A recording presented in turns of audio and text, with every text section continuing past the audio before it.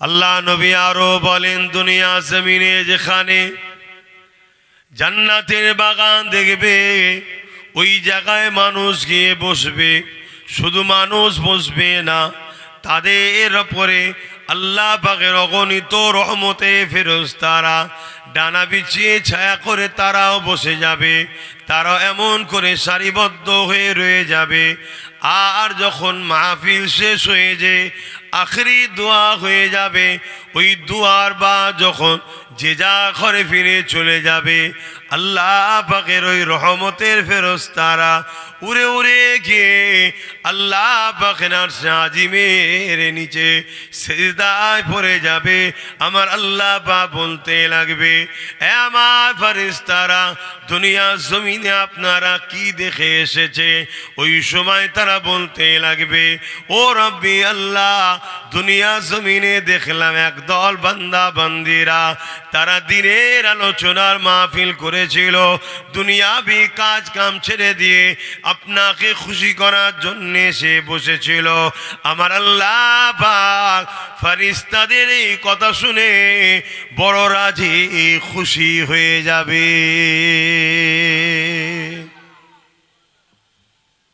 আমাদের মাকসাদ তো এটাই হওয়া দরকার যে আল্লাহকে রাজি করব, যিনি আমাদেরকে কত সুন্দর করে বানালেন, দুটো চোখ দিয়েছেন, দুটো কান দিয়েছেন, দুটো হাত দিয়েছেন, জবানে কথা দিয়েছেন, দুটো পা দিয়েছেন, যে পায়ে আমরা হেঁটে বেড়াচ্ছি, এ সব কার দান? জোরে বলুন, কে দিয়েছে? আল্লাহ দিয়েছে। তো সেই আল্লাহকে খুশি করা, এটা আমাদের সবার তো দায়িত্ব।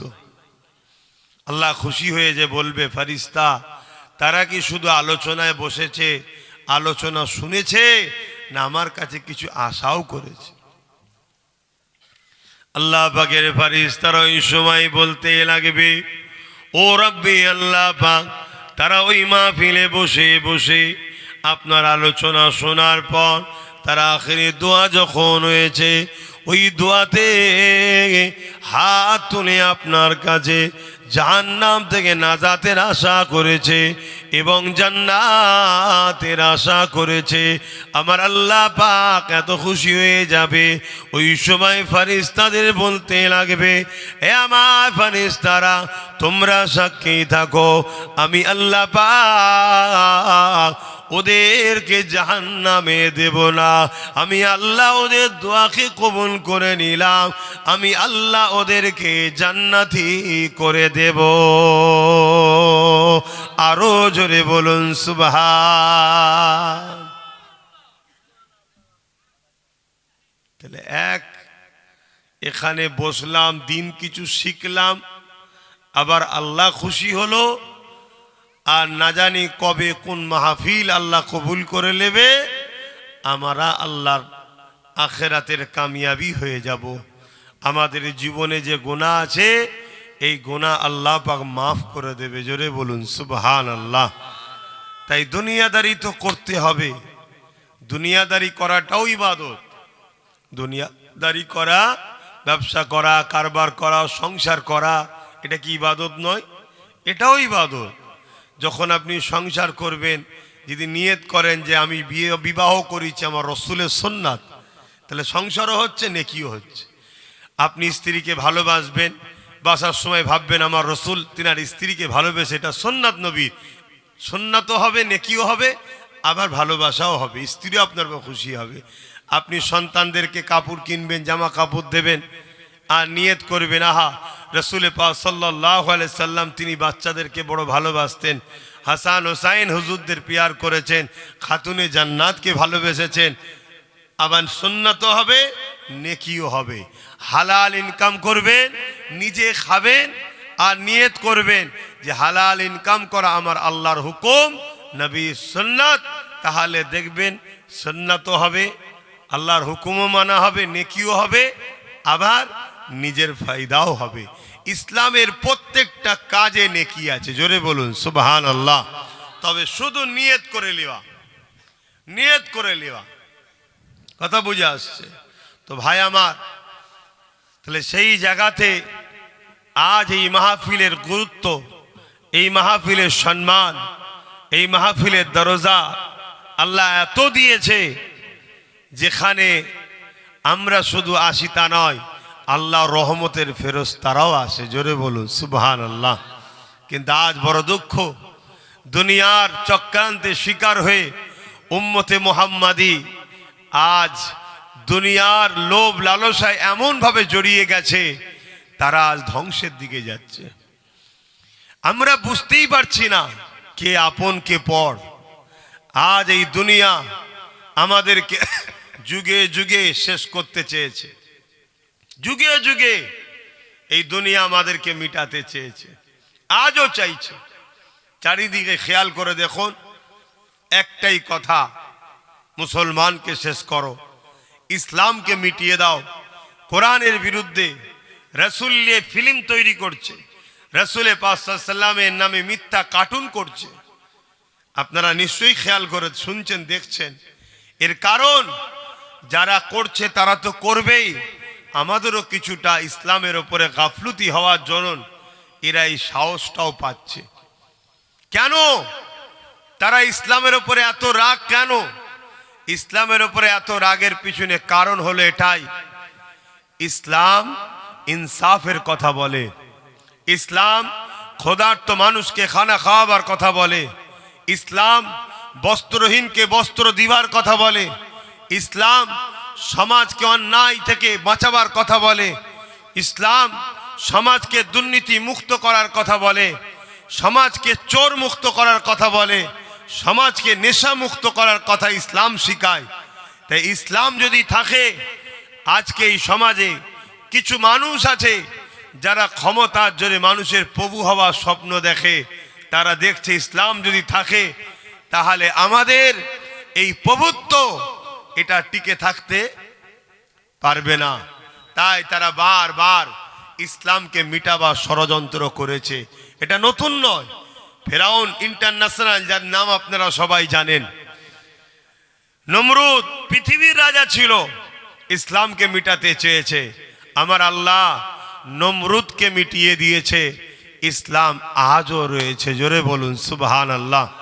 আমাদের অনেকের ধারণা ইসলাম ১৫০০ বছরের, আমার নবী থেকে শুরু, অনেকের ধারণা এটা ভুল ধারণা। আমার নবী পাক সাল্লাল্লাহু আলাইহি ওয়াসাল্লাম হলেন ইসলামের মালিক। বলুন সুবহানাল্লাহ। এই ইসলামে ১,২,২,২৪,০০০ নবী রসুল ইসলামের কাজ করেছে, প্রচার করেছে। শত শেষে ইসলামের মালিককে আল্লাহ পাঠিয়েছে, মালিকও এসে ইসলামের প্রচার করেছে। জোরে বলুন সুবহানাল্লাহ। আর আমার নবীকে ইসলামের মালিক যিনি বানিয়েছেন তিনি কে? একটু জবান খুলে বলুন না। আল্লাহ। ভাইরা আমার, ইসলামের বিরুদ্ধে যুগে যুগে ষড়যন্ত্র চলেছে। আজকেও পুরো পৃথিবী জুড়ে ইসলামের বিরুদ্ধে ষড়যন্ত্র চলছে। আমার ভারতবর্ষ নতুন করে হাওয়া ঢুকেছে, এই হাওয়া আমার ভারতবর্ষও ঢুকেছে। একটার পর একটা মসজিদকে ভেঙে দিচ্ছে, একটার পর একটা মাদ্রাসাকে ভেঙে দিচ্ছে। হাতটাকে এই হাওয়া আমার বাংলাতেও ঢুকে গেছে। আপনারা শুনেছেন কি জানি না, খবর রাখেন কি জানি না, আমার এই বাংলাতে উত্তর ২৪ পরগনার এক রাজনীতির নেতা, তুই রাজনীতি করছিস, রাজনীতি করকে যা। সে বলছে ইসলামে নাকি রেপ করাটা কোনো খারাপ কাজ নয়। জোরে বলুন নাউজুবিল্লাহ। তাহলে আমরা ইসলাম থেকে কতটা দূরে সরে গেছি বলেই আজকে এই কথাটা বলার তারা সাহস পাচ্ছে। এই কথাটা ইসলামের উপরে মিথ্যাচার নয়? জোরে বলুন, এটা কি ইসলামের উপরে মিথ্যাচার নয়? আজ পশ্চিম বাংলায় মুসলমান এত থাকার পরও আমাদের উপরে নির্ভর করে সরকার হয়, এরপরও পশ্চিম বাংলাতে ইসলামের নামে এত বড় মিথ্যা কথা বলল যে ইসলামে নাকি রেপ করাটা কোনো খারাপ কাজ নয়। এই খবরটা অমুসলিমদের কানে কানে যাচ্ছে না, যায় না? সেই জালিমের কোনো বিচার হয়েছে? এর জন্য দোষী কারা? আমরা মুসলমান, আমরা দোষী। আমরা এমন ইসলামকে ভালোবাসি যে আমাদের ধর্মের নামে এত বড় একটা মিথ্যাচার কথা বলল, আমরা তার বিচার করাতে পারলাম না, অথচ তার নামে হাজারো কেস হয়েছে। এখনো কিন্তু রাজ্য সরকারের প্রশাসন তাকে ধরছে না। কেন? তারা সব ভাই বোন মিলেমিশে আছে, সবার লক্ষ্য একটাই, ইসলামকে মিটাও। আর আজকে আমরা মুসলমান যারা ইসলামকে মিটাতে চায়, আমরা তাদের সামনে হাঁ করে বসে থাকি 200-100 ভিক্ষা পাওয়ার জন্য। আর উলামারা যখন ইসলামের পক্ষে আপনাদেরকে ডাকে, আসো সংগঠিত হও, আমার রসুলের কষ্টের ইসলামকে যারা কালিমা লিপ্ত করছে তাদের বিরুদ্ধে সংগ্রাম করো, লড়াই করো, তাদের মিথ্যাচারের জবাব দাও, তখন কিন্তু উম্মতে মুহাম্মাদীকে আমাদের পাশে পাওয়া যায় না। তবে মনে রেখে দিও, এ লক্ষণ কিন্তু ইসলামের কোনো ক্ষতি হবে না, এ লক্ষণ কিন্তু আল্লাহ আমাদেরকে মিটিয়ে দেবে। অলরেডি মিটে গেছেন তো। 80% মুসলমান মুর্শিদাবাদে, সরকারি খাতাতে 70%। সরকার কখনো সত্য কথা বলে না। পৃথিবীতে যদি কাউকে মিথ্যার জন্য নোবেল পুরস্কার দেওয়া হয়, সেগুলো সরকাররাই পাবে। কথা বুঝছেন তো? তো সত্য কথা বলে না, চেপে চেপেই রাখে। আবার বিশেষ করে মুসলমানের ব্যাপার হলে তো আরো চেপে রাখে। কথা বুঝছেন তো? 80%-এর অধিক এই মুসলিম অধ্যুষিত মুর্শিদাবাদ, এই 80%-এর মধ্যে আমার মনে হয় 55% মুসলমান বাইরে বাইরে কাজ করে বেড়াচ্ছে, সে আমার বিভিন্ন জায়গায়। কারণ কি? আমি তো আস্তে আস্তে দেখছিলাম পাটকাঠি দিয়ে ঘর, এখনো পাটকাঠির ঘর আছে, টিনের ঘর, বেড়ার ঘর এখনো আছে। হ্যাঁ, এটা কি খোদার মার আমাদের উপর নয়? আমরা নিজেদের কপাল নিজেরা ফাটিয়েছি। কারণ একটা, আমরা ইসলাম বিদ্বেষীদের দালালি করে বেরিয়েছি।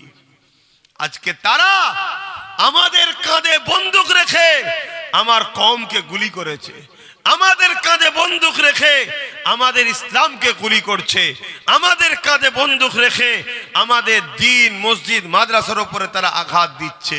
কিন্তু আমাদের কোনো খেয়ালই নাই। কেন? আমরা সহজে ইসলাম পেয়েছি তো, তাই ইসলামের উপরে আমাদের গুরুত্ব নাই। অথচ ঈসা আলাইহিস সালাম চলে যাবার পর এই পৃথিবীর জমিনে 500 বছরের অধিক হয়ে যায়, কোন নবী রাসূল আসে না। এই না আসা দরুন পৃথিবীর মানুষগুলো এত হিংস্র হয়ে গিয়েছিল, বাপেরা নিজেদের কন্যাগুলোকে নিজেরাই জ্যান্ত জ্যান্ত পুঁতে দিত। এই পৃথিবীর মানুষগুলো এত হিংস্র হয়ে গিয়েছিল, বাপেরা নিজেদের সন্তানগুলোকে হত্যা করে দিত। ছেলেরা নিজেদের মায়ের সঙ্গে নোংরা কাজ করত, বাপেরা এইভাবে ছেলেদেরকে হত্যা করত, ছেলেরা বাপেদেরকে হত্যা করত। এ যুবকেরা, ধনীরা গরিবদের ঘরে কৃতদাস দাসী বানিয়ে দিত। যেমন বাজারে আলু পটল কিনতে পাওয়া যায়, 1500 বছর আগে এই জমিনের উপরে গরিবের ঘরের ছেলে মেয়েদেরকে বাজারে নিলামে তোলা হতো, ওই নিলামে তাদেরকে খরিদ করে নিয়ে যাওয়া হতো। আমার রস শুনছেন তো? যেমন আজ আপনাদের এলাকা থেকে লেবার পাওয়া যায়, বিভিন্ন জায়গায় যে দাঁড়িয়ে থাকে, লোক এসে বলে 5টা লেবার লাগবে, নিয়ে যায় না? তখন ওইটা ছিল না, একটু আলাদা সিস্টেম ছিল। কি কিনা বেচা হতো, শুধু খেতে দিত। এখন তবু আপনি দুটো কথা বলতে পারেন যে ভাই আমার 500 টাকা রোজ লাগবে কি 1000 টাকা রোজ লাগবে। তখন ওটা ছিল না। তখন ছিল কি, কিনে নিয়ে যেত, একজন বিক্রি করত মানুষকে, গরিবদের ছেলে মেয়েদের, আর একজন কিনতো। যে কিনে নিয়ে যেত নারীগুলোকে দেহ শোষণ করে হত্যা করে মেরে দিত, আর পুরুষদের ঘরে যেমন আমরা নাগল দিই গরু বল, ওইভাবে অত্যাচার করতে করতে তাদেরকে শুধু জান বাঁচাবার মতো খেতে দিত। তাদের দ্বারা কাজ নিয়ে তাদেরকেও মেরে ফেলতো, কোনো বিচার ছিল না। সেই জায়গায় কিন্তু আবার যাচ্ছি আমরা। এই যে এনআরসি, এনআরসিটা কি, ক্যাম্পটা কি, ডিটেনশন ক্যাম্প কি? একটা লেবার থাকার জায়গা, যেখানে দুনিয়ার গরিবদের ঘরে সব নিয়ে যে ভরে দেওয়া হবে। বড় বড় কোম্পানি আসবে, তারা বলবে আমার 10,000 লেবার লাগবে। কি করবে? পাহাড় খনন করা হবে। কেউ কোনো জায়গা থেকে কয়লা পাবে, কেউ বলবে সোনার পাহাড় পেয়েছি। বিভিন্ন খাদান চতুর্দিকে ঘিরা থাকবে, সেখানেই তোমাকে জন্ম, ছেলে জন্ম হবে, সেখানে তোমার পরিবার থাকবে, তোমার কোনো নিজের স্বাধীনতা থাকবে না। খেটে যাও, টাইমে লাইন দাও, অল্প একটু খেতে দেবে। যদি বলে এইটুকু কেন, অমনি গরম ওইটা নিয়েই তোমার মাথায় মারবে। এসব কিন্তু আমাদের কর্মের পাওনা হবে। কেন? আমরা যে রসুল আমাদেরকে, পৃথিবীর মানুষকে আজাদ করলো, আমরা মুসলমান দাবি করে সেই রসুলকে আমরা ভুলে গেছি। আমরা সেই রসুল থেকে দূরে সরে যাচ্ছি, সেই নবীর ইসলাম থেকে আমরা দূরে সরে যাচ্ছি। ইসলাম দাসত্ব প্রথাকে ভেঙে দিয়ে আজাদ করেছে মানুষকে। আজকে সেই ইসলামকে মিটিয়ে দিতে চাইছে আমার কওমের কোনো খেয়াল নাই, কোনো খেয়াল নাই। বাপেরা, নজওয়ানেরা, তরুণেরা, আর একটুখানি আগিয়ে চলেন।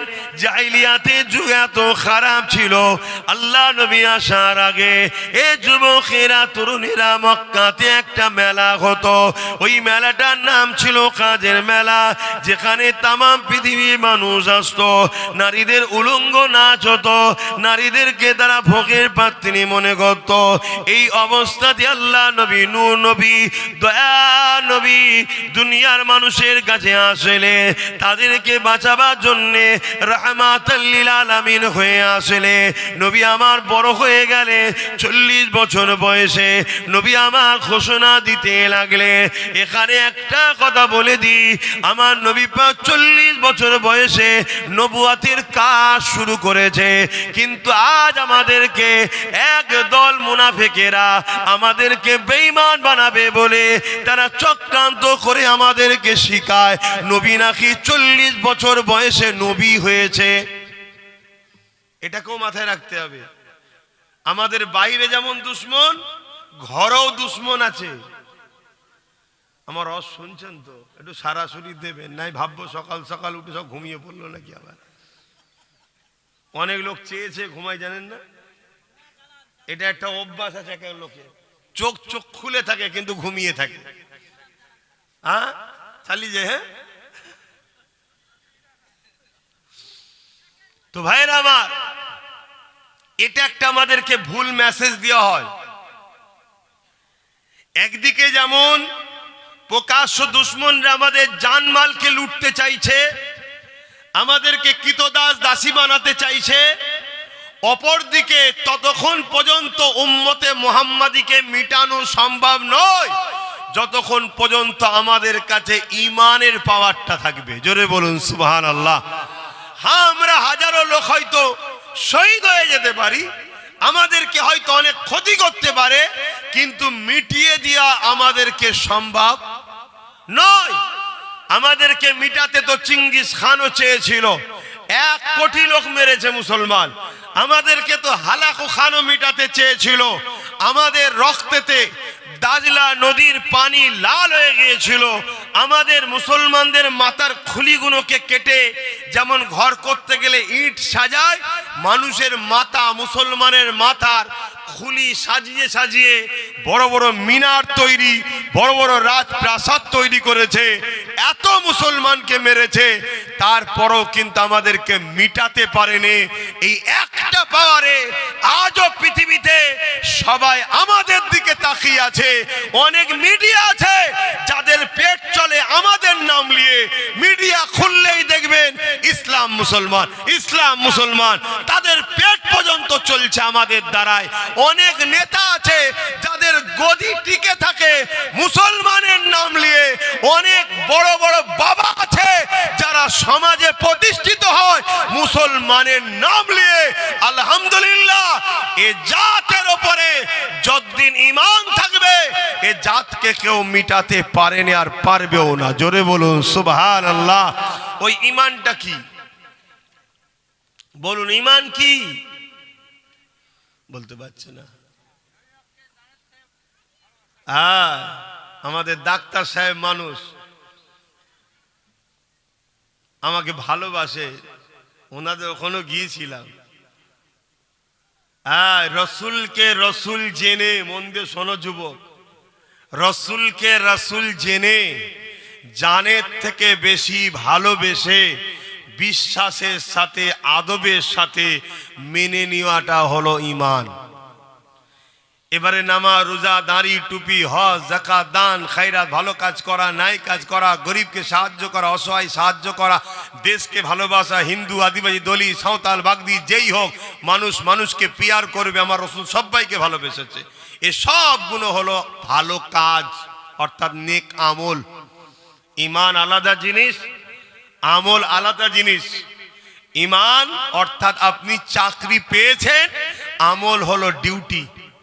আগে চাকরি না আগে ডিউটি?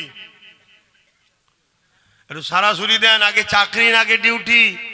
হ্যাঁ, আগে চাকরি পেতে হয়, আগে পুলিশের চাকরি পান, তারপর তো রাস্তায় গিয়ে কাগজ চেক করবেন। আর চাকরি না পেয়ে কাগজ চেক করতে গেলে সুস্থ থাকবেন তো? তাহলে আগে চাকরি পেতে হয়, তারপরে তো স্কুলে গিয়ে ছড়ি ঘুরাবেন, এই পড়া বল।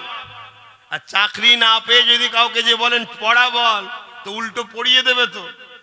আগে চাকরি পেতে হয়, অর্থাৎ আপনি যখন রসুলকে অন্তর থেকে, জানের থেকে বেশি ভালোবাসলেন, আদবের সাথে বিশ্বাস করে মেনে নিলেন, অর্থাৎ আপনি চাকরি পেয়ে গেলেন, অর্থাৎ ঈমানদার আপনি।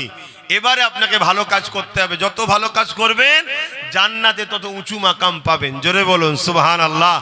যদি আপনি কোনো ভালো কাজও না করেন, ঈমানটা যদি থাকে, মার খেয়ে আযাব খেটে ধরে যেমন করে হোক, একদিন না একদিন আল্লাহ আপনাকে কিন্তু ঈমানের জন্য জান্নাত দেবেই। জোরে বলুন সুবহানাল্লাহ। তাহলে একদল লোক আমাদের ঈমান চুরি করতে চাইছে, আর একদল লোক আমাদের জানমাল লুটতে চাইছে। যারা না জানমাল লুটতে চাইছে তারা হলো এজিদ, তারা হলো ফিরাউন, তারা হলো নমরুদ, তারা হলো আবু জেহেল, উতবা, সাইবা, তারা হিটলার, তারা বুশ, তারা চিঙ্গিস খান। তারা কোনোদিন আমাদেরকে লুটতে পারবে না যদি আমাদের ঈমানটা থাকে। তাই তাদেরই অর্থে আজ সমাজে একদল লোককে পরিচালনা করানো হচ্ছে যারা আমাদেরকে ঈমানটার ভেতর থেকে লুটতে চাইছে। এই সেই ঈমানের মধ্যে একটা লুটার লক্ষ্য রাস্তা হলো এটা, তারা আমাদেরকে শিখায় নবী 40 বছর বয়সে নাকি নবী হয়েছে, তার আগে নবী ছিল না। বললেন না নাউজুবিল্লাহ? কোথা নাউজুবিল্লাহ বলতে হয় সেটাও জানেন না নাকি? হ্যাঁ, কোথা সুবহানাল্লাহ, কোথা নাউজুবিল্লাহ, কোথা আলহামদুলিল্লাহ, কোথা আল্লাহু আকবার বলতে হয় বুঝতে পারছেন না? হ্যাঁ, মূর্খ বললে হবে না তো, ইলম শিক্ষা করা ফরজ তো।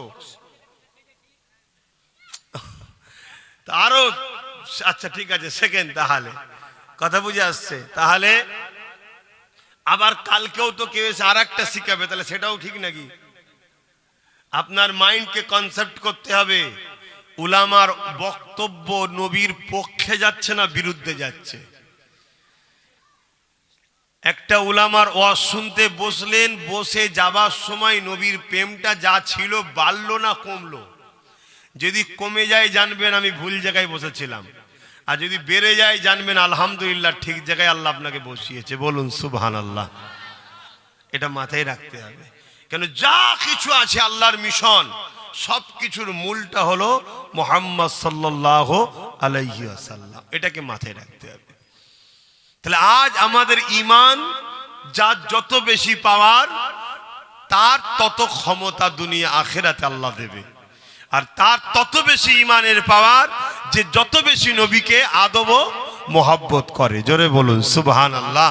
হ্যাঁ, অনেকের ধারণা আমি কলমা পড়ে নিয়েছি আমার ঈমান আছে। আরে বাবা, গাছ লাগাবার পরেও গাছ মারা যায় না? যায় না? আপনারা কুমড়োয় সরষের গাছ চারা লাগিয়েছেন, কি এই সরষে যদি মক্কায় গিয়ে লাগানো হয় হবে? কেন হবে না? ওখানকার আবহাওয়া আর আমাদের আবহাওয়া আলাদা। ওখানকার মাটি আমাদের মাটি আলাদা। ওখানকার খাজুরের গাছ যদি আমার এখানে নিয়ে এসে লাগাই, ও গাছ হবে না। কেন? ওখানকার আবহাওয়া ওখানকারের মাটি ওই গাছের জন্য, ঠিক এখানকার আবহাওয়া এখানকারের মাটি এই গাছের জন্য, ঠিক ঠিক তেমনি লা ইলাহা ইল্লাল্লাহু মুহাম্মাদুর রাসূলুল্লাহ যেই আপনি বললেন, বিশ্বাস করলেন, অর্থাৎ আপনার এই অন্তরে ইমানের গাছটা রোপণ হয়ে গেছে। এবার এই গাছটাকে বাঁচাতে গেলে দুটো জিনিস লাগবে, একটা হলো মাটি আর একটা হলো আবহাওয়া। এখানেও যেমন গাছটা পুঁতার পরে দুটো জিনিস লাগে, একটা মাটি আর একটা আবহাওয়া। এখানে মাটিটা হলো আদবের আর আবহাওয়াটা হলো রসুলের প্রেমের। জোরে বলুন সুবহানাল্লাহ। যে কলেমা পড়ার পরও ৭২টা ফেরকা ইসলাম থেকে বেরিয়ে যাচ্ছে, কেন? তাদের এখানে কলেমার গাছকে বাঁচাবার নবীর আদবের মাটি নেই আর নবীর প্রেমের আবহাওয়া নাই, তাই তার ইমানের গাছ লাগাবার পরও সে গাছ মারা যাচ্ছে। বুঝতে পারছেন? তাহলে নবীর প্রেমটা হলো আমাদের কাছে, নবীর আদবটা হলো আমাদের কাছে ইমান। এবারে যত ভালো কাজ করব তত আল্লাহ আমাকে জান্নাতে মাকাম বেশি দেবে।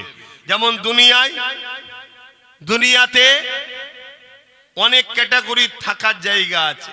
কি নরমাল হোটেল আছে, 3 স্টার আছে, 4 স্টার আছে, 5 স্টার, 7 স্টার, ভিআইপি সব থাকার ব্যাপার। তো জান্নাতটাও ক্যাটাগরি আছে, A category, B category, C category, D category. সব ক্যাটাগরিকে এক বললে হবে না। সুলতানে হিন্দ আতায়ে রসুল গরিবে নওয়াজ মঈনুদ্দিন আজমিরি তিনিও জান্নাতে যাবেন আলহামদুলিল্লাহ। বলুন ইনশাল্লাহ, আমরাও যাব, বলুন ইনশাল্লাহ। কিন্তু এক ক্যাটাগরির কি বলবেন? তো এক ক্যাটাগরি হয় কখনো?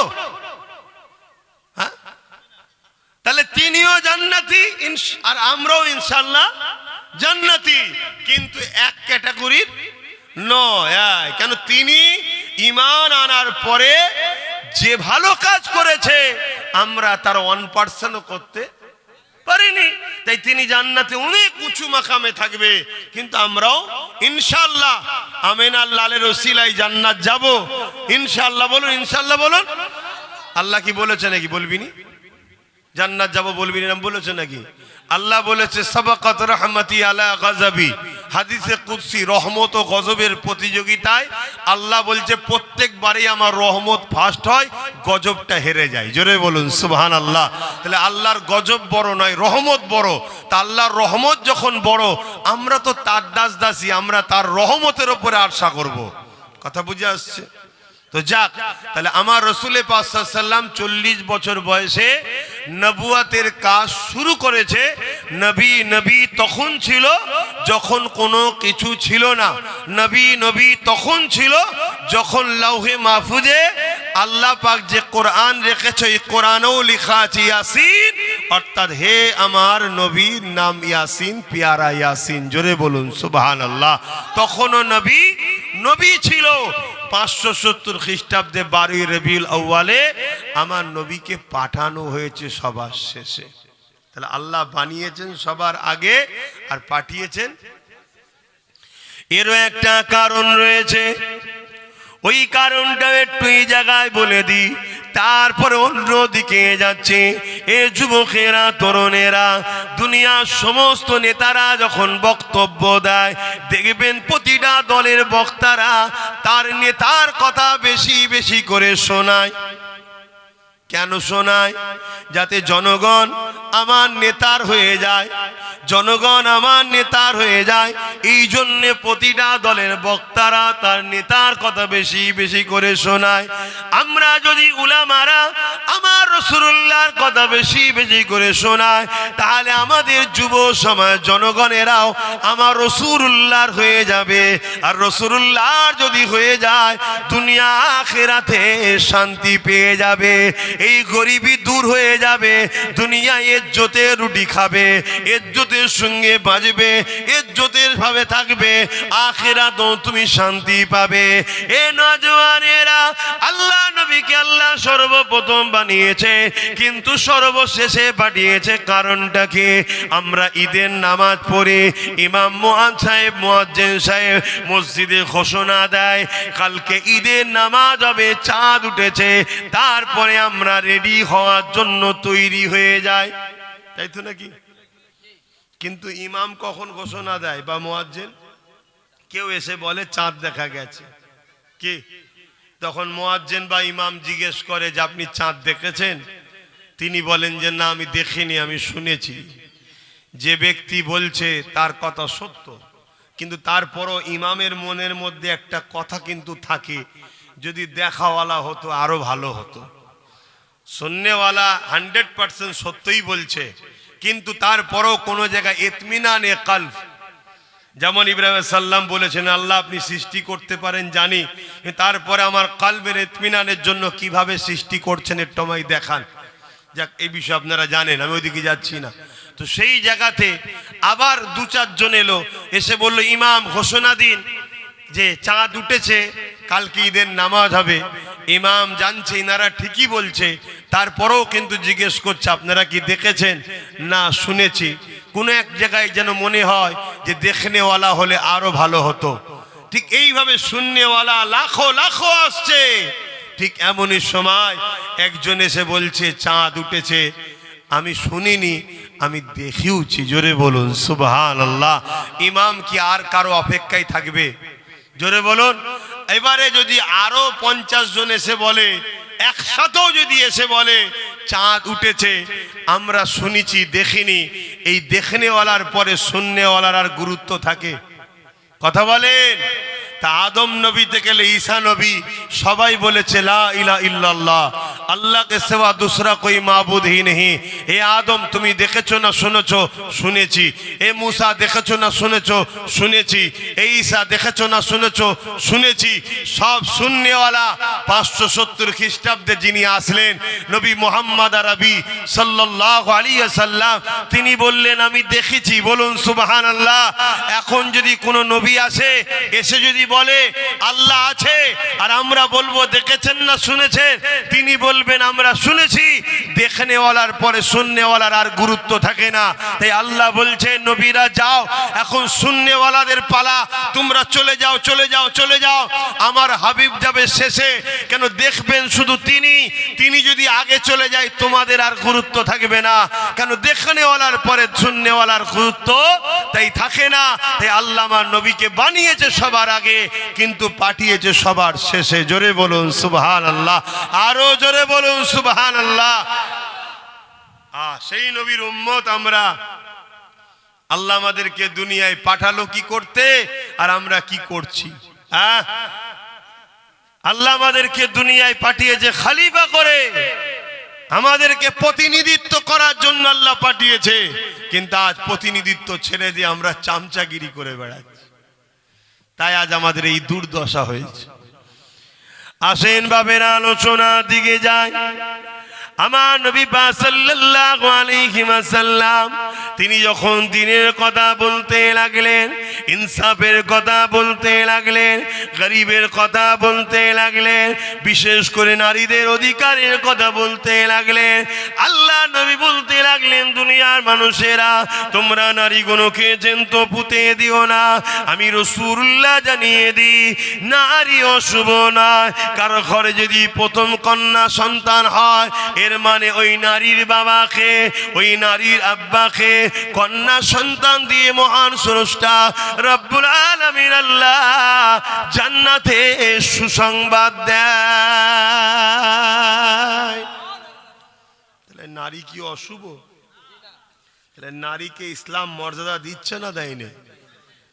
কিন্তু সেই ইসলামের নামে মিথ্যাচার করছে কি, যে ইসলামে নাকি রেপ করা খারাপ কাজ নয়। তাহলে এটা মিথ্যাচার তো। জোরে বলো নাউজুবিল্লাহ। তাহলে আজকে ইসলাম নারীকে কত সম্মান দিচ্ছে। যার ঘরে যদি প্রথম কন্যা সন্তান হয়, এর মানে ওই ঘরের বাবাকে আব্বাকে জান্নাতে সংবাদ দিচ্ছে, তাই নারী পাঠাচ্ছে। জোরে বলুন সুবহানাল্লাহ। আর আজকে ইসলামের বিরোধী যারা করছে তাদের খবর নিয়ে দেখুন। কিছুদিন আগে আপনারা সোশ্যাল মিডিয়ায় দেখেছেন কি জানি না, এক বাবা বলছে নারী তো খেলনার জিনিস, নারী তো মজা করার জিনিস। তাহলে চিন্তা করুন, তারা আবার ইসলামের নামে মিথ্যাচার করছে। এর জন্য দোষী তাদেরকে দেবো না, এর জন্য দোষী আমার কওমকে দেবো। আমরা ইসলাম থেকে সরে যাওয়ার দরুন আজকে তারা এত বড় সাহস পাচ্ছে বলার। কি কথায় একমত তো নাকি? আল্লাহ নবী আরো বলেন, কারো ঘরে যদি একটা দুটো তিনটে পর পর কন্যা সন্তান হয়, ওই তিন কন্যাকে নিয়ে বাবা যদি মন খারাপ না করে, আল্লাহ দেয়া নিয়ামত মনে করে ওই তিন কন্যাকে লালন পালন করে বিবাহ দিয়ে যদি বিবাহ দিয়ে দিতে পারে, আল্লাহ নবী দুটো আঙুল তুলে দেখিয়েছে, এই দুই আঙুল যেমন পাশাপাশি রয়েছে, ওই তিন কন্যার বাবা আর আমি রাসূলুল্লাহ আল্লাহর জান্নাতে পাশাপাশি থাকিব। এ যুবকেরা, তরুণেরা, ইসলাম নারীদেরকে কত সম্মান দিয়েছে। ১৫০০ বছর আগে নারীকে যারা জ্যান্ত পুঁতে দিত, তারা এক আল্লাহকে কেউ মানত না, তারা হাজারো নকল খোদাকে মানত। তাদের হাত থেকে নারী সমাজের ইজ্জত ইসলাম দিয়েছে। আজকে দিনও পৃথিবীতে কেউ কি আছে ইসলামের মোকাবেলায় আসতে পারবে? নারীদেরকে ইসলাম যে সম্মানটা দিয়েছে, কিন্তু দুঃখের বিষয় এরপরও আজকে ইসলামের নামে মিথ্যাচার শুনতে হচ্ছে। এর কারণ হলো একটাই, আমাদেরকে আল্লাহ যে জন্যে পাঠিয়েছে ওই কাজকে আমরা আজকে ছেড়ে দিয়েছে। এই জন্য যে যা পারছে আমাদেরকে নিয়ে করছে, আমার ধর্ম নিয়ে বলতে লেগেছে। এই যুবকেরা, তরুণেরা, আল্লাহ আমাদেরকে দুটো কাজ দিয়েছে। কুনতুম খায়রা উম্মাতিন উখরিজাত লিন-নাসি তা'মুরুনা বিল মারুফ ওয়া তানহাউনা আনিল মুনকার। আল্লাহ আমাদেরকে দুটো কাজ দিয়েছে এবং এই দুটো কাজ যদি করতে পারি, তাহলে আল্লাহ আমাদেরকে ঘোষণা দিয়েছে তোমরা হলো শ্রেষ্ঠ উম্মাত। কুনতুম খায়রা উম্মাতিন, আল্লাহ আমাদেরকে শ্রেষ্ঠ উম্মতি বানিয়েছে। ঈসা নবীর উম্মতের থেকেও দামি আমরা, মুসা নবীর উম্মতের থেকেও দামি আমরা। তামাম নবীদের উম্মতিদের থেকে আল্লাহ উম্মতে মুহাম্মাদিকে দামি করেছে। কারণ কি? আল্লাহ আমাদেরকে দুটো কাজ দিয়েছে। প্রথম নম্বর কাজ হলো অন্যায় করো না, অন্যায়কে মিটিয়ে দাও। কি কাজ? অন্যায়কে মিটিয়ে দাও। তাহলে আমরা অন্যায় মিটাবার জন্য ভাবি, বলুন? উপরন্তু আমরাই অন্যায়কে সাপোর্ট করে যুগে যুগে শক্তিশালী করছি। তাহলে আল্লাহ আমাদের উপরে নারাজ হচ্ছে না? হয়নি। তাই আজকে আমাদের এই তিলে তিলে আজকে আমরা মরছি, তিলে তিলে মরছি। আগামী দিন আরো ভয়ানক দিন আসছে। আমরা মনে করি ইসলাম দাড়ি টুপি নামাজ রোজার নাম। আমরা মনে করি বেশিরভাগ মুসলমানদের এই কনসেপ্ট তৈরি হয়েছে, দাড়ি টুপি নামাজ রোজার নাম হলো ইসলাম। এটা বেশিরভাগ মুসলমান মনে করে। শোনেন বন্ধু, নামাজ রোজা দাড়ি টুপি ইসলামের বাইরে নয়, ইসলামের মধ্যে স্বীকার আমিও করছি। কিন্তু নামাজ রোজা দাড়ি টুপি এটা ব্যক্তি জীবনের ইসলাম, ব্যক্তি জীবনের ইসলাম। আজকে ফজরের নামাজ আমি পড়েছি, যারা পড়েনি তাদের কি উপকার হয়েছে বলুন? আপনারা যারা ফজরের নামাজ পড়েছেন, যারা পড়েনি তাদের কি উপকার হয়েছে বলুন? আর যারা নামাজ পড়লো না তার জন্য আমার কি ক্ষতি হলো বলুন? কিছু হয়েছে? তাহলে নামাজ যে পড়বে তার উপকার, যে পড়বে না তার ক্ষতি। আমি নামাজ পড়াতে সমাজের কোনো উপকার নেই, এটা আমার উপকার। কিন্তু আমি যদি এই সমাজকে নেশা মুক্ত করতে পারতাম, তাহলে এই সমাজে আমার উপকার, পুরো সমাজের উপকার। জোরে বলুন সুবহানাল্লাহ। তাহলে ইসলাম যেমন নামাজ দিয়েছে, আমার রাসূল নেশার বিরুদ্ধে লড়াই করে নেশাকে মুক্ত করে পৃথিবীকে নেশা মুক্ত করেছে। জোরে বলুন সুবহানাল্লাহ। তাহলে এটা কি আমাদের দায়িত্ব নয়? নামাজ যেমন পড়ার দায়িত্ব, নেশা মুক্ত সমাজ গড়া দরকার আছে না নাই? কিন্তু আমরা নেশা মুক্ত সমাজ গড়া তো পরের কথা, আমরা নেশাখোর মাতাল সরকারকে ভোট দিই। আমরা আছে না নাই? কথা বলুন। হ্যাঁ, সরকার গর্ব করে বলে আমি এত কোটি টাকার মদ বিক্রি করেছি, অর্থাৎ মদ ব্যাপারী সরকার। সেই সরকারকে আমরা উম্মতে মুহাম্মাদি বাঁচিয়ে রাখি, তাহলে আল্লাহর লানত আমাদের উপরে আসবে না? আসবে না। তাই আজ আমরা বিপদগ্রস্ত। আমার কথা বুঝছেন তো নাকি আপনারা? আজকে নেশার কারণে সমাজে যদি 100টা ক্রাইম হয়, 80টা নেশার কারণে। সমাজে যদি 100টা খুন হয়, 80টা নেশার কারণে। সমাজে যদি 100টা অ্যাক্সিডেন্ট হয়, 80টা নেশার কারণে। সমাজে যদি 100টা পরিবার ধ্বংস, ডিভোর্স হয়ে যায়, 80টা নেশার কারণে। এরকম নেশাকে বন্ধ করা দরকার আছে না নাই? এটা আমাদের ডিউটি নয়? এ কাজ আল্লাহ আমাদেরকে দিয়েছে না দেয়নি? কিন্তু আমরা করছি কই? বলেন, ধর্মটাকে বুঝুন।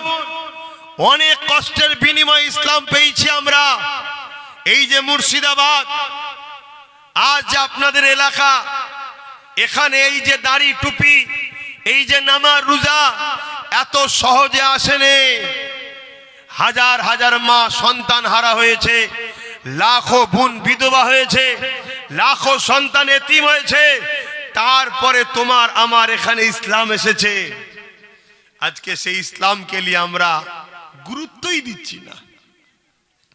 ইতিহাসে আছে আল্লাহ নবীর উপরে কত জুলুম হয়েছে। আল্লাহ নবী যখন নাই কথা বলে, মক্কা জালিমরা আমার নবী পাকের রাস্তার উপরে কাঁটা বিছিয়েছে এবং আবু জেহেল আমার নবী পাকের জন্য কুয়া করেছে। আমার নবী পাককে ফেলে দিয়ে চাপা দিয়ে মেরে দেবে, নাউযুবিল্লাহ মিন জালে। শুধু তাই নয়, আল্লাহ নবী যখন সিজদায় পড়েছে, নবী পাকের পিঠের উপরে পচা দুম্বার পুরি চাপিয়ে দিয়েছে, যাতে নবী পাক নিঃশ্বাস নিতে কষ্ট হয়। এই রকম কষ্ট আমার নবীকে দিয়েছে। এমনও দিন গেছে আল্লাহ নবী পাহাড়ে চলে গেছে, পাহাড়ে গিয়ে গাছের পাতা ফলমূল খেয়েছে এবং আস্তে আস্তে রাতের অন্ধকারে নবী আমার দিনের মেসেজ মানুষকে দিয়েছে। এমনও দিন গেছে এই ইসলামের জন্যে আল্লাহ নবী তায়েফের জমিনে রক্তাক্ত হয়ে অজ্ঞানে পড়েছিল। এমনও দিন গেছে এই ইসলামের জন্যে আল্লাহ নবী, নূহ নবী, দয়া নবী দান্দা মুবারক শহীদ হয়ে গেছে। এমনও দিন গেছে এই ইসলামের জন্য আল্লাহ নবীকে নিজের মাতৃভূমি মক্কাকে ছেড়ে দিয়ে ইয়াসরিফে চলে যেতে হয়েছে। এ যুবকেরা, তরুণেরা, এই ইসলামের জন্য আল্লাহ নবীর পেয়ারা ইমামে হুসাইন পাক আলাইহিস সালামকে আল্লাহ নবী তিনি উম্মতে মুহাম্মাদিকে বাঁচাবার জন্য, তিনার দ্বীনের জন্য কুরবানি পর্যন্ত করে দিয়েছে। হে মুসলিম ঘরের ছেলে মেয়েরা, হে মুসলিম ঘরের মায়েরা, বাপেরা, মনে রেখে দিও আল্লাহ ছাড় দিয়েছে, ছেড়ে কিন্তু তোমাকে আমাকে দেয়নি। আল্লাহ কিয়ামতের দিনে কিন্তু জবাব নেবে। নামাজ যেমন পড়তে হবে, সমাজের নেশাকে বন্ধ করতে হবে। হে যুবকেরা, আল্লাহ পাক তোমার আমার জন্য 1 মাস রোজাকে ফরজ করেছে, রোজা রাখতে হবে। কিন্তু আমি জানতে চাই, রোজা যে রাখে তার উপকার হয়, যে রাখে না তার উপকার নাই কেন? রোজা হলো আমাদের জন্য আল্লাহ পাকের পক্ষ থেকে শ্রেষ্ঠ একটা নিয়ামত। 11 মাস আমরা খাই, এই খাদ্য আমাদের পেটের মধ্যে যায়, নানা রকম ব্যাড ব্যাকটেরিয়া যায়, নানা রকম ভাইরাস যায়, নানা রকম দূষণ চলে যায়। যেমন মোবাইলে ভাইরাস হয়ে যাবার পর মোবাইল চলতে চায় না, একে কোম্পানিতে নিয়ে গিয়ে অ্যান্টিভাইরাস মারার পরে মোবাইল আবার নতুন হয়ে যায়। আমার আল্লাহ 11 মাস নানা রকম খেয়েছি, শরীরের মধ্যে নানা রকম পোকা ব্যাকটেরিয়া তৈরি হয়েছে, এগুলো খেয়ে আপডেট করে ফ্রি করে নতুন শরীর তৈরি করে, যার ওসিলায় সেই সিস্টেমটা হলো 1 মাসের রোজা। তাহলে রোজা উপকারের জিনিস তো। আমি রাখি আমার উপকার, কিন্তু যে রাখে না তার উপকার। আর যদি কেউ না রাখে তার জন্য আমার ক্ষতি আছে। কিন্তু এই সমাজ থেকে যদি ঘুষকে মুক্ত করা যেত, বলো সবার উপকার হতো না? হতো না? কেউ যদি ঘুষ না নেয়, ঘুষ না দেয়, তারপরেও সমাজে ঘুষ চলাকালীন আল্লাহর মুসিবতের শিকার তাকেও হতে হবে। ঘুষের বিরুদ্ধে আমার রসুল লড়াই করেছে না করেনি? আওয়াজ দিয়ে বলুন। আমি সবাইকে জিজ্ঞেস করছি, ঘুষের বিরুদ্ধে আমার রসুল লড়াই করেছে না করেনি? তাহলে আমরা উম্মতে মুহাম্মাদি ঘুষের বিরুদ্ধে লড়াই না করে ঘুষখোরদের ঘরেই সাপোর্ট করছি কি করে বলে? তাহলে আল্লাহর লানত হবে না হবে না? আরে চেষ্টা তো করো, চেষ্টা তো করো।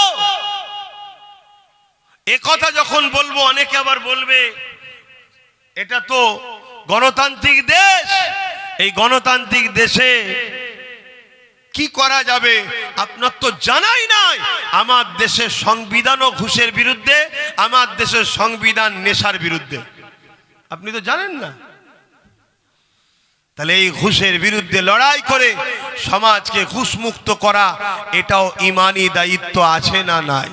হ্যাঁ, আমি হুজুর, ইনি মাওলানা, ইনি বক্তা সাহেব, ওয়াইজিন, মুহাদ্দিস সাহেব, মুফাসসির সাহেব, আমরা নাই পারবো না, কিন্তু আমাদের দায়িত্ব আমাদের মধ্যে থেকে সমাজের যুবক ছেলেদের ঘরে প্রতিনিধিত্ব করিয়ে তাদেরকে সাপোর্ট করিয়ে পার্লামেন্টে পাঠিয়ে ওখান থেকে আইন তৈরি করা দরকার, মদমুক্ত ঘুষমুক্ত সমাজ করতে হবে। এর জন্য উম্মতে মুহাম্মাদির দায়িত্ব লিয়া দরকার আছে না নাই? হাত তুলে সাক্ষী দেন, দায়িত্ব লিয়া দরকার আছে না নাই? তবেই তো মুসলমান আমরা। তা না করে আজ আমরা সেই ঘুষখোর মাতালদের পিছনে ঘুরে বেড়াচ্ছি। আল্লাহ আমাদেরকে তাই এত নিচুই নামিয়ে দিয়েছে। বাপেরা এখনো সময় আছে, পরিবর্তন হন। আল্লাহ নবী কত কষ্ট করেছে দিন ইসলামের জন্যে।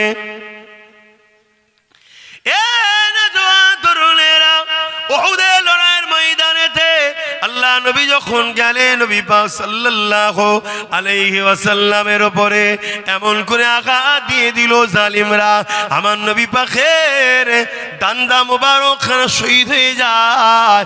রাসূলুল্লাহ নূরের চেহারা থেকে রক্ত বেরোতে লেগেছে। নবী মানুষ, এই জন্য নবী পাকের রক্ত বাহির হয়েছে, কিন্তু নবী মানুষ, আমরা মানুষ, এই দুই মানুষ এক নয়। আমরা গোলাম, মাটির রস থেকে তৈরি। আমরা কি থেকে তৈরি? মাটির রস থেকে তৈরি। বাপ আদম মাটি থেকে তৈরি, মা হাওয়া বাপ আদমের বাঁদিকের পাঁজরে হাড় থেকে তৈরি। ঈসা রুহুল্লাহ ডাইরেক্ট রুহু থেকে তৈরি। আর আমার রাসূলুল্লাহর মাথার তালু থেকে পায়ের তালু পুরোটা নূর নূর নূর আলা নবী। এ যুবকেরা, তরুণেরা, আমি যে কথা বলতে চাইছি, আমার রাসূলুল্লাহ কত কষ্ট করেছে ইসলামের জন্যে। সেই নবীর ইসলাম তোমার আমার কাছে এখন এসেছে, এইটাকে রক্ষণাবেক্ষণ করার দায়িত্ব তোমার আমার রয়েছে। তাদের জান লাগলে জান, মাল লাগলে মাল দিয়ে আমার নবীর দিনকে হিফাজতের জন্য আমাদেরকে লড়াই সংগ্রাম চালিয়ে যেতে হবে। আমার এই কথাতে আপনারা একমত তো নাকি? হাত তুলে সাক্ষী দেন, একমত তো নাকি? নবীর দিনের জন্য হাত তুলে রাখেন। জান লাগলে যারা জান দিতে পারবেন হাত তোলেন। নবীর দিনের জন্য কারা জান দিতে পারবেন হাত লম্বা করে তোলেন। হাতটা তোলেন যারা দিতে পারবেন, যারা পারবেন না তুলবেন না, মুনাফিকি না হয়। জান দিতে পারবেন, হাত না বান।